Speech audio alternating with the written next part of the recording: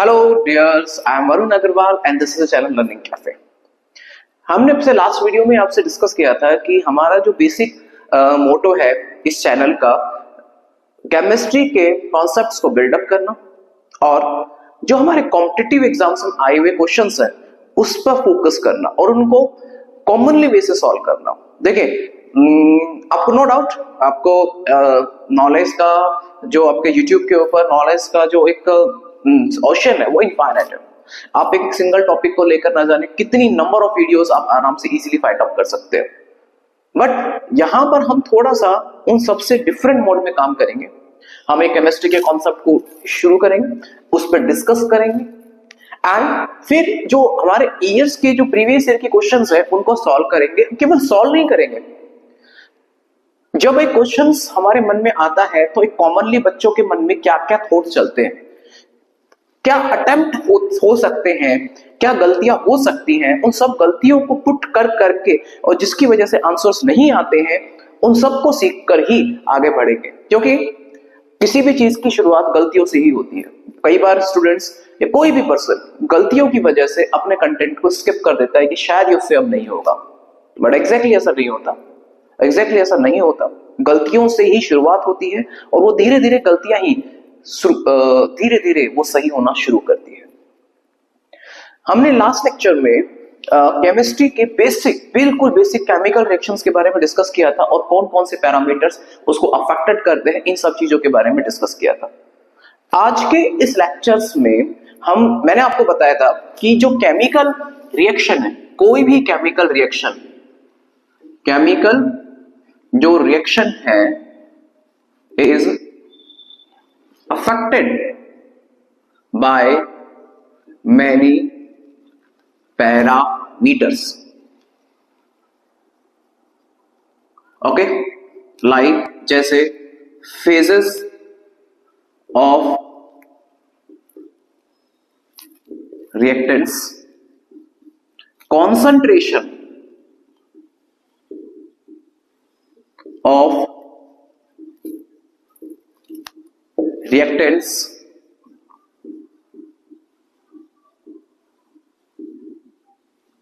temperature and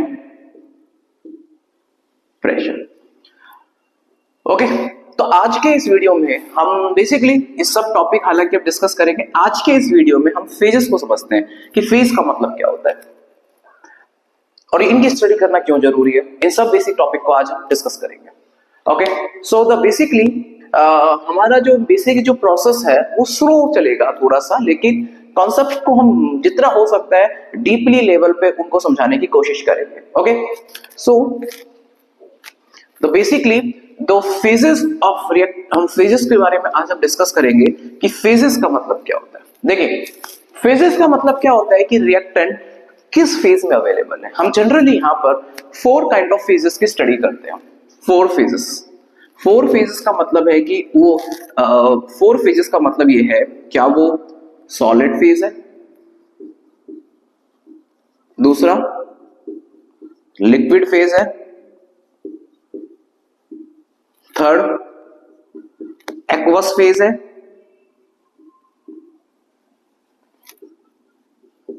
या फिर gases phase है। जनरली ये 4 फेजेस हो सकते हैं। ओके, जो हमारे नेचर में होने वाली या नेचुरल रिएक्शन हो या लैब में कराने वाली कोई भी रिएक्शन हो, ये जनरली इन 4 फेजेस के अंदर वो रिएक्शंस होती है। मतलब रिएक्टेंट जनरली इन 4 फेजेस से मिलकर बने होते हैं। हो सकता है जैसे ये 4 फेजेस होंगे, हो सकता है कि लाइक 2 रिएक्टेंट अलग अलग फेज में हो, एक सॉलिड में हो एक लिक्विड में हो, एक एक्वस में हो एक गैस में हो, एक सॉलिड में हो दूसरा सॉलिड में हो। ये होमोजेनिसिटी भी हो सकती है और थोड़ी सी हेट्रोजेनिसिटी भी हो सकती है। एग्जांपल के लिए जैसे A plus B it form C। Okay, so A must be solid, B must be solid और C सॉलिड बनेगा, ऑब्वियस सी बात है। और it may be possible that A आपका सॉलिड में हो और B आपका गैस में हो और C आपको कोई एक नया प्रोडक्ट बन रहा है। लाइक जैसे एग्जांपल, कोई भी सॉलिड की रिएक्शन आप गैस से करा रहे हैं और आपको कोई गैस फेज बन रही है या फिर कोई अदर फेज आपके सामने मिल रही है। तो ये जो फेजेस है, फेजेस का मतलब क्या होता है कि वो किस स्ट्रक्चर में वो प्रेजेंट है। हो सकता है तो ऐसी होमोजेनेसिटी भी हो सकती है। होमोजेनेसिटी का मतलब ये होता है कि होमोजेनेसिटी का मतलब बेसिकली होता है कि वो सभी के सभी एक ही फेज में अवेलेबल है। और ऐसी हेट्रोजेनेसिटी भी हो सकती है। हेट्रोजेनेसिटी का मतलब होता है कि वो अलग अलग फेजेस में अवेलेबल है, मतलब सॉलिड अलग फेज में अवेलेबल है, बी अलग फेज में अवेलेबल है और सी एक नया ही फेज आपके सामने बनकर आ रहा है। तो ऐसी होमोजेनेसिटी और हेट्रोजेनेसिटी के बारे में भी हम डिस्कस करेंगे। सबसे पहले हम सॉलिड फेज को डिस्कस करते हैं वन बाय वन, एक एक, क्योंकि क्यों स्टडी करना क्यों जरूरी। देखिए केमिस्ट्री में मेन चीज ये नहीं होती है कि स्टडी क्या करना है, हमें ये भी जानना बहुत इंपॉर्टेंट है कि स्टडी करनी ही क्यों है। ओके, जैसे एग्जांपल मैं एक बार इसको रब कर देता हूं। Okay, let's take the solid phase. हम सबसे पहले लेते हैं सॉलिड फेज के बारे में। सॉलिड फेज क्या? सॉलिड फेज का मतलब ये है कि आपका कोई रिएक्टेंट वो सॉलिड फेज में है और कोई दूसरा रिएक्टेंट भी सॉलिड फेज में है और वो आपका भी एक सॉलिड फेज बना रहा है। फिर से ध्यान रखिएगा, ए रिएक्टेंट सॉलिड फेज में है, बी रिएक्टेंट सॉलिड फेज में है और आपका बनने वाला जो प्रोडक्ट है वो भी सॉलिड फेज में है। ये दोनों फेजेस है, मतलब ये सॉलिड सॉलिड आपस में रिएक्शन कर रहे हैं और जिसकी वजह से बनने वाला प्रोडक्ट भी सॉलिड फेज में है। ओके, एग्जांपल लेके चलते हैं। पहले एक बार एग्जांपल लेते हैं फिर इसको समझते हैं। जैसे Fe फेरस, उसकी रिएक्शन आपने सल्फर से कराई जो भी सॉलिड फेज में है और आपका FeS बना, वो भी किस में बना? सॉलिड फेज में है। और ये आपके हैं रिएक्टेंट और ये आपके बन रहे हैं प्रोडक्ट। रिएक्टेंट भी आपके सॉलिड फेज में है और बनने वाले प्रोडक्ट भी आपका सॉलिड फेज में है। अंडरस्टूड? रिएक्टेंट और प्रोडक्ट दोनों सॉलिड फेज में है। देखिए चलो ये तो चलो कोई बड़ी बात नहीं है कि फेरस और FS की आपने स्टडी कराई, एक फेरस सल्फाइड एक नया कंपोनेंट बना, ये बना आपका फेरस सल्फाइड, एक नया कंपोनेंट आपके सामने बनकर आया। ठीक है, दूसरा एग्जांपल लेके चलते हैं। जैसे Al2S3, तो आपने जब इसको रिएक्शन करवाया तो अब Al2S3 एक आपको रिएक्शन करवा रहे हैं। जैसे for an example this is a 12 and this is a 3S, और जो रिएक्शन करने के बाद में जो प्रोडक्ट बना दिस इज Al2S3। ये एल्यूमिनियम एक सॉलिड फेज में, सल्फर हालांकि पाउडर फॉर्म में होता है, ये मोर सॉलिड है, एल्यूमिनियम एक सॉलिड मोर सॉलिड होता है, सल्फर एक पाउडर फॉर्म में होता है और बनने वाला प्रोडक्ट भी सॉलिड फेज में। दिस इज अ प्रोडक्ट, तो ये कहलाएगा एल्यूमिनियम सल्फाइड। ओके, चलिए मेन चीज दैट कि आपके सॉलिड सॉलिड रिएक्ट करके आपके सॉलिड ये कंपोनेंट बन रहे हैं। चलो ठीक है, बन रहे हैं, क्लियर है, बट क्या इनकी स्टडी जरूर? देखिए इनकी स्टडी इंपॉर्टेंट क्यों है? तो बेसिकली अगर बेसिकली कोई भी सॉलिड सॉलिड आपस में रिएक्शन कर रहा है तो होता क्या है? देखिए सॉलिड सॉलिड की रेट ऑफ रिएक्शन स्लो होती है। स्लो से कहने का मतलब क्या है कि इनका जो रेट ऑफ रिएक्शन होता है वो स्लो होता है। देखिए एक्चुअल में रिएक्शन होती कैसे है? जैसे कोई ए कंपोनेंट है या ए मॉलिक्यूल है, इसके बहुत सारे छोटे छोटे मॉलिक्यूल है। कोई एक कंपाउंड है, उसके छोटे छोटे छोटे मॉलिक्यूल है। बी कंपाउंड है, उसके छोटे छोटे छोटे छोटे छोटे मॉलिक्यूल है। जैसे मान के चलो इसे क्रॉस से डिवाइड कर देते हैं और इसको गोल गोल ऐसे कर देते हैं, राइट? होता क्या है, जब भी रिएक्शन होगी तो रिएक्शन होने के दौरान ये मॉलिक्यूल्स मूव करेंगे, इसके मॉलिक्यूल मूव करेंगे और आपस में मिलकर एक ऐसी फेज बने से आपस में इसके मॉलिक्यूल मूव करेंगे और इसके मॉलिक्यूल मूव करेंगे और ऐसे कोई मॉलिक्यूल बनाएंगे लाइक दिस। फिर वैसे ही इसके मॉलिक्यूल मूव करेंगे, इसके मॉलिक्यूल मूव करेंगे और मिलकर एक ऐसे मॉलिक्यूल बनाएंगे। कहने का मतलब क्या है कि जब एक केमिकल रिएक्शन होती कैसे है कि जब कोई ए रिएक्टेंट बी रिएक्टेंट से स्टडी करता है तो ए रिएक्टेंट जब कोई बी रिएक्टेंट से स्टडी करेगा तो उस कंपाउंड के मॉलिक्यूल फ्री होंगे, बी कंपाउंड के मॉलिक्यूल फ्री होंगे और फ्री होने के बाद में एक दूसरे से आपस में अटैच होंगे और अटैच होने के बाद में एक नया प्रोडक्ट बनेगा। तो इसके लिए सबसे इंपॉर्टेंट क्या है, मॉलिक्यूल का फ्री होना या किसी भी एटॉम का फ्री होना। तो अब सबसे इंपॉर्टेंट फ्री होना, अगर वो इजीली फ्री हो जाते हैं तो आपस में रिएक्शन इजीली कर लेंगे। जैसे गैसेस है, गैसेस मॉलिक्यूल आसानी से रिएक्ट कर जाते हैं क्योंकि वो ऑलरेडी फ्री फेज में होते हैं। सॉलिड फेज के साथ एक प्रॉब्लम क्या आती है, क्योंकि सॉलिड पार्टिकल बहुत कॉम्पैक्ट पार्टिकल्स है एंड इनके मॉलिक्यूल की जो स्पीड है बहुत ज्यादा स्लो होती है। इनके मॉलिक्यूल या जो एटम की जो स्पीड होती है वो बहुत ज्यादा स्लो होती है। इनका डिफ्यूजन मतलब हायर कॉन्सेंट्रेशन से लोअर कॉन्सेंट्रेशन की तरफ जाना, जैसे इन मॉलिक्यूल्स एटम की कॉन्सेंट्रेशन यहां जाना है और इनका हायर से लो की तरफ जाना, इनका हायर से लो की तरफ जाना, इनका जो डिफ्यूजन होता है सॉलिड का बहुत स्लो होता है। ये रिएक्शन जितनी आसानी से आपके सामने दिख रही है, ये रिएक्शन इतनी आसानी से नहीं होती क्योंकि फेरस एक सॉलिड कंपोनेंट है, सल्फर एक सॉलिड कंपोनेंट, एंड सॉलिड और solid they will not easily react to each other. Obvious सी बात है कि जो चीज आपस में नहीं हो रही है उसको आपको कराने के लिए कुछ तो देना पड़ेगा।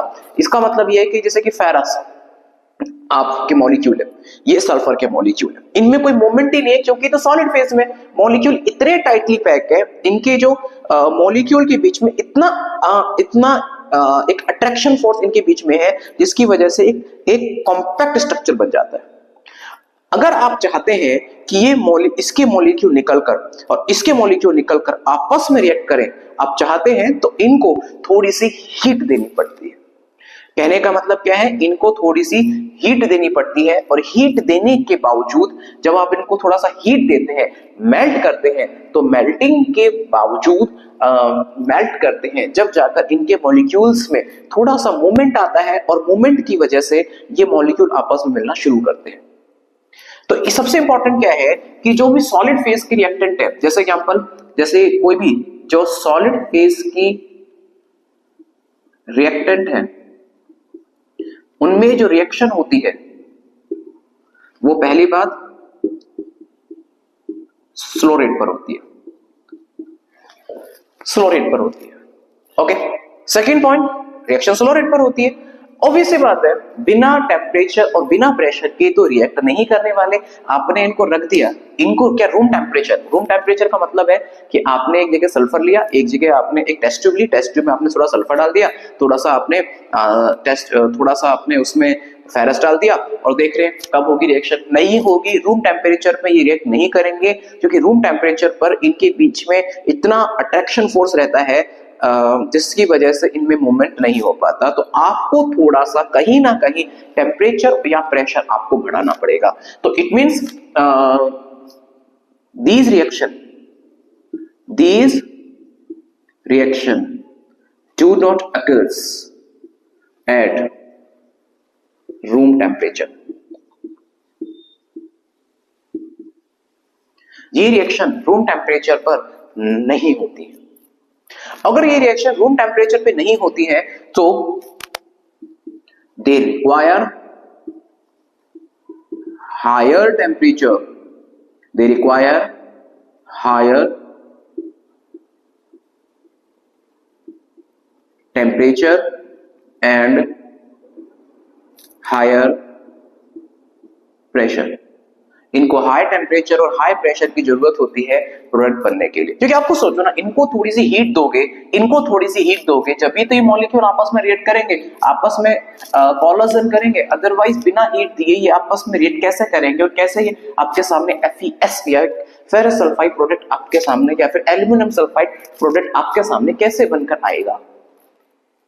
तो सॉलिड फेज की रिएक्शन, ज्यादातर सॉलिड फेज में रिएक्शन करने के लिए आपको उसको नीचे से गर्म करना पड़ता है। जैसे आप टेस्ट ट्यूब में रिएक्शन करा रहे हैं तो इनको नीचे से आपको हल्का सा गर्म करना पड़ेगा, गर्म करने के बावजूद ही ये आपस में रिएक्ट कर सकते हैं। ओके, देखिए हम जनरली जब भी कोई भी केमिस्ट्री में कोई लैब में कोई भी रिएक्शन कराते हैं तो एक जरा इंपॉर्टेंट टर्म होता है, वो होता है उनका कॉन्सेंट्रेशन। भाई कितना अमाउंट ऑफ फेरस लोगे, कितना अमाउंट ऑफ सल्फर लोगे जिससे कि आपके सामने FeS बने। कितना अमाउंट ऑफ फेरस और सल्फर लेकर कितना अमाउंट ऑफ FeS बन रहा है, ये भी तो इंपॉर्टेंट है। आप FeS बनाना चाहते हैं, कितना बनाना चाहते हैं आप? वो भी तो इंपॉर्टेंट है। तो इनके लिए इनकी कॉन्सेंट्रेशन भी बहुत इंपॉर्टेंट होती है। कॉन्सेंट्रेशन के लिए अगर हम कॉन्सेंट्रेशन वर्ड को डिस्कस करते हैं, ये हम टॉपिक अलग पढ़ेंगे। मैंने क्या कहा था, कॉन्सेंट्रेशन बहुत इंपॉर्टेंट है। कॉन्सेंट्रेशन बहुत इंपॉर्टेंट है क्योंकि कॉन्सेंट्रेशन कम या ज्यादा होने पर ही इसके प्रोडक्ट के कॉन्सेंट्रेशन में फर्क आता है। कॉन्सेंट्रेशन बड़ा इंपॉर्टेंट टर्म है, हम यहाँ पे कॉन्सेंट्रेशन डिस्कस करेंगे। कॉन्सेंट्रेशन कहने का मतलब क्या है कि जैसे ऑब्वियस बात है सॉलिड है, तो सॉलिड होगा तो हम उसको ग्राम में स्टडी करेंगे, परंतु ग्राम में ही स्टडी करेंगे या कुछ और भी नए नए टर्म्स है, तो कॉन्सेंट्रेशन एक इंपॉर्टेंट टर्म्स होती है। तो यहां पर हम कॉन्सेंट्रेशन के लिए टॉपिक यूज करते हैं मोल, मोल कॉन्सेंट्रेशन। यहाँ पे हम जनरली कोई भी जो रिएक्टेंट है वो जो आपस में रिएक्ट करते हैं तो उनकी हम स्टडी मोल में करते हैं कि ए मोल इतना है, बी मोल इतना है, देन सी मोल या डी मोल बन रहा है। तो मोल एक इंपॉर्टेंट टर्म है क्योंकि यहाँ पर आप मोल की स्टडी करेंगे। मोल एक टर्म होता है जिसका फॉर्मूला होता है वेट, कितना आप उसका वेट है और कितना उसका मॉलिक्यूलर वेट है, ये भी सब स्टडी करेंगे कि कैलकुलेट क्यों किया जाता है मोल, वेट अपन मॉलिक्यूलर वेट में हम इसके कॉन्सेंट्रेशन लेते हैं। किसके लिए, ये सॉलिड फेज के बारे में डिस्कस कर रहे हैं। ओके, तो ये था हमारा सॉलिड फेज के बारे में रिएक्शन। अगर इन केस मान के चलिए कि आपके रिएक्टेंट प्योर लिक्विड फेज में है। प्योर लिक्विड का मतलब इसमें कोई भी सॉलिड नहीं है, प्योर लिक्विड फेज में है। तो अगर आपके रिएक्टेंट प्योर लिक्विड फेज में आते हैं,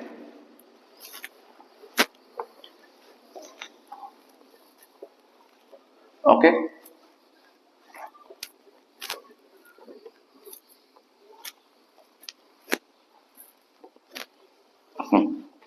अगर आपके रिएक्टेंट प्योर लिक्विड फेज में, देखिए ये आपके प्योर, अगर मान के चलो फेज 2 से बसते हैं, दूसरा है if reactant are present in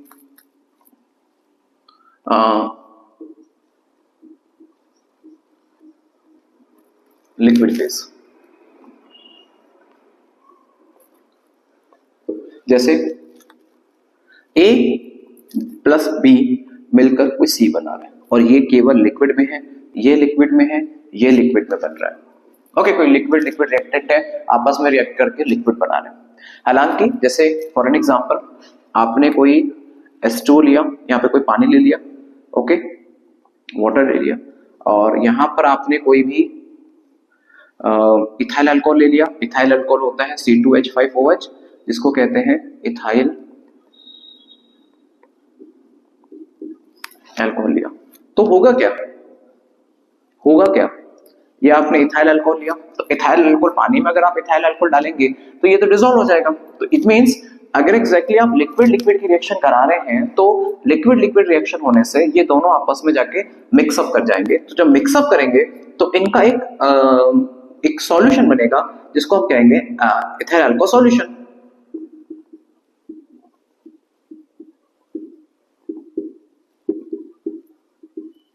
ethyl alcohol solution बन गया। कहने का मतलब है कि एक जगह आपने वाटर लिया, एक जगह आपने इथाइल अल्कोहल लिया, तो इथाइल अल्कोहल का सॉल्यूशन बनेगा। तो ऐसा देखिए, जब भी आप कोई लिक्विड की रिएक्शन करा रहे हैं तो in the most of the times liquid reaction आपस में जब करेंगे, in the most of the times ये जो रिएक्शन होती है, in most of the time ये रिएक्शन जो होती है ये फिजिकल भी हो सकती है और केमिकल भी हो सकती है। जैसे ज्यादातर रिएक्शंस में अगर आपने इनको बनाया, इथाइल अल्कोहल का सॉल्यूशन बना, तो ये बनेगा एक मिजिबल लिक्विड। मिजिबल मतलब मिजिबल का मतलब क्या होता है कि मिजिबल लिक्विड बनेगा। मिजिबल लिक्विड का मतलब वो आपस में डिसॉल्व कर जाएगा।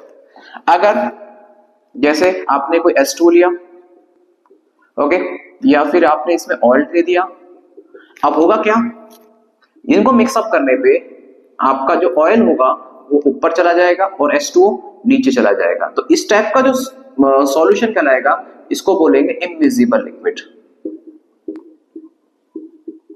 ठीक है, इमिजिबल, क्योंकि दोनों की डेंसिटी अलग अलग है, ऑयल ऊपर रह गया और वाटर नीचे रह गया। अगर दोनों आपस में एक दूसरे को प्रॉपर डिसॉल्व कर जाए तो उसको मिजिबल लिक्विड बोलेंगे। और एक दूसरे को वो इक्वली, ओके, अगर आप H2 में ऑयल को डाल रहे हैं तो यहाँ पर ऑयल ऊपर और H2O नीचे, तो इस टाइप का जो लिक्विड होगा वो इमिजिबल लिक्विड होगा। इमिजिबल लिक्विड का मतलब ये है कि आपस में ये एक रिएक्ट नहीं कर रहे हैं, एक ऊपर एक नीचे। तो क्या अगर लिक्विड लिक्विड की रिएक्शन होती है तो क्या केवल फिजिकल, तो एक चीज बताइए, अगर वो उसको डिसॉल्व कर रहा है तो डिसॉल्व करने पर तो फिजिकल रिएक्शन है, कोई नया कंपोनेंट तो नहीं बना। यहाँ पर ऑयल ऊपर वाटर नीचे, तो ये एक तरह का कोई केमिकल रिएक्शन तो नहीं है, ये तो फिजिकल रिएक्शन है। तो क्या जब आप लिक्विड लिक्विड को आप मिक्सअप करते हो तो क्या ओनली फिजिकल रिएक्शन होती है, केमिकल रिएक्शंस भी होती है, परंतु ज्यादातर लिक्विड लिक्विड की रिएक्शंस कम करवाई जाती हैं। लाइक लिक्विड लिक्विड की मोस्ट ऑफली केसेस के अंदर फिजिकल रिएक्शन ज्यादा होती हैं, केमिकल रिएक्शंस होती हैं बट बहुत कम रिएक्शंस करवाई जाती है। ठीक है, जैसे कीटोन की रिएक्शन इथाइल अल्कोहल से करवाते हैं, तो जब आपका कीटोन की रिएक्शन इथाइल अल्कोहल से करवाएंगे तो फिर वो आपस में रिएक्ट करने के इसके बाद एस्टर मॉलिक्यूल देते हैं। ऐसी रिएक्शन में अब देखिए, जब आप कीटोन की रिएक्शन, आप कीटोन एक ऑर्गेनिक केमिकल कंपाउंड है, उसकी रिएक्शन आप इथाइल अल्कोहल से करवा रहे हैं जिससे कि आपको एक एस्टर मिल रहा है, राइट। तो ये जो रिएक्शन है वो एक तरह की ऑर्गेनिक केमिकल रिएक्शन है। तो अब आप सोचिए, ये रिएक्शन तो एक केमिकल रिएक्शन हुई क्योंकि नया कंपोनेंट बन रहा है, परंतु ये रिएक्शन इतनी आसानी से नहीं होती है। आपको कुछ कैटालिस्ट देना पड़ता है, कई बार कुछ हीट करना पड़ता है, सो प्रोडक्ट नए बन सकते हैं। तो लिक्विड लिक्विड रिएक्शंस में ध्यान रखना, या तो वो फिजिकल रिएक्शन होगी, या तो वो एक फिजिकल रिएक्शन होगी, या फिर वो एक केमिकल रिएक्शन होगी।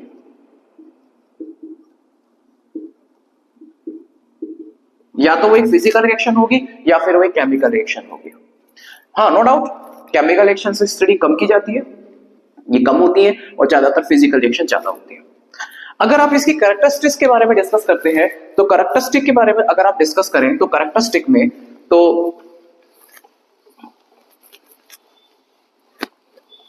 अगर आप इसकी कैरेक्टरिस्टिक के बारे में डिस्कस करते हैं, so the basically first point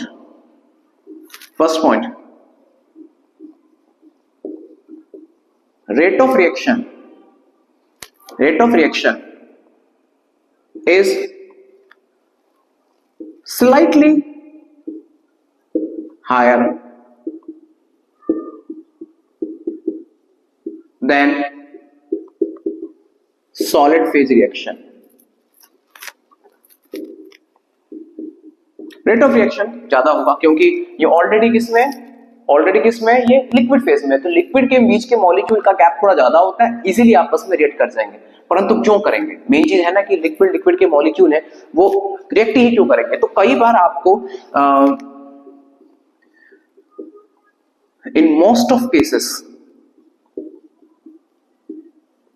they do not occur at